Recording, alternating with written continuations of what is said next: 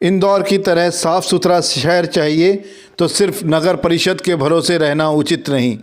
शहर के हर व्यक्ति को जागना होगा, हर व्यक्ति को अपनी जिम्मेदारी समझनी होगी। कचरे को सड़क की बजाय कूड़ेदान में डालकर भी हम अपनी जिम्मेदारी निभा सकते हैं। बुधवार को नगर परिषद की ओर से कचरा मुक्त अभियान की शुरुआत की गई। बाईपास पर नप के सफाई कर्मियों के साथ ही सफाई अभियान की ब्रांड एम्बेसडर प्रियंका यादव व प्रथम स्कूल के बच्चे भी हाथ में झाड़ू थामे सफाई अभियान में जुटे रहे। नगरायुक्त उदय सिंह ने कहा कि शहर को कचरा मुक्त करने के लिए आमजन के सहयोग जरूरी है। मुख्य सफाई निरीक्षक सुधीर कुमार ने बताया कि शहर के विभिन्न स्थानों से कूड़ा हटाकर डंप स्थानों को समाप्त किया जा रहा है। उन्होंने कहा कि शहर के हर व्यक्ति से अगर सहयोग मिले तो इस शहर को कचरा मुक्त होने में ज़्यादा दिन नहीं लगेंगे। जो हमारा रणवीर सिंह हुड्डा चौक जो बाईपास है वहाँ से लेकर राजेश पायलट चौक तक हमने ये अभियान शुरू किया है।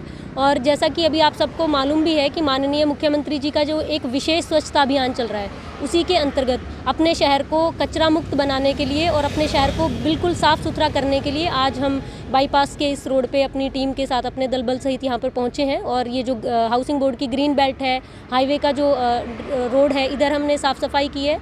स्कूल के बच्चों ने एज ए मोटिवेटर यहाँ पर लोगों को, रेहड़ी वालों को, सबको मोटिवेट भी किया है कि वो अपने आसपास सफाई रखें, कचरा ना फैलाएं।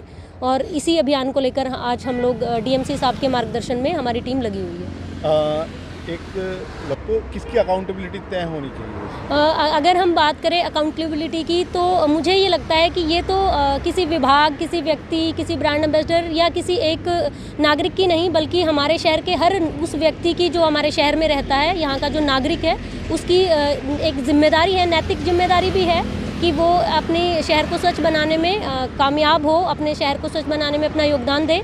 अधिकारी सिर्फ उस जो हमारा जो अभियान है उसको शुरू कर सकते हैं, लेकिन इसको बरकरार रखने के लिए हमें नागरिकों, जो अपने यहाँ के आमजन हैं, उनसे भी हम अपील कर रहे हैं कि वो भी अपना जो कूड़ा है वो नियमित स्थान पर डालें। जब डोर टू डोर की गाड़ियाँ आती हैं तो अपना कचरा सुबह गाड़ियों में डालें, उसके बाद अपना जो सूखा और गीला कचरा है उसको अलग अलग करें और गीले कचरे को घर से बाहर ही ना जाने दें, उसका कंपोस्ट करें। और अपने घर में आजकल सब गार्डनिंग करते हैं, कोई किचन गार्डन होता है तो उसी में यूज करें, तो कम बाहर जाना हो और सब लोग अपने घर पे इस तरह का अभियान चलाएं। देखिए, ये वैसे तो जो आपने बात की है ये हमारे उच्च अधिकारियों के स्तर का मामला है, तो इसमें मैं अपना ऐसा कोई विचार नहीं कहना चाहूँगी। लेकिन आपने खुद ही ये बात की है कि पिछले टाइम में 3 ट्रैक्टरों के खिलाफ अगर कार्रवाई हुई है, तो इसका मतलब हमारा नेतृत्व जो है, हमारे जो उच्च स्तरीय अधिकारी हैं, वो इस पर कठोर कार्रवाई तो करने में लगे हुए हैं। तो अगर इस तरह की हमें शिकायतें मिलती रही तो हमारे विभाग की तरफ से इस तरह कार्रवाई भी होती रहेंगी। इसमें जब तक प्रशासन के साथ साथ नागरिक भी अपना योगदान नहीं देंगे, हम इसके लिए नागरिकों को जगा रहे हैं कि भाई सभी को अपने अधिकारों को जानो। अगर एरिया में कोई कूड़ा डाल रहा है या और कुछ कर रहा है तो उसकी शिकायत करो। आप समय समय पर शिकायत करोगे तो नागरिक जागेंगे। हमारा भी फ़र्ज़ है कि सबसे पहले हम शिकायतकर्ता जो जिनके खिलाफ शिकायत है उनको प्यार से समझाएंगे, भाई कूड़ा आप इस तरह नहीं डालें।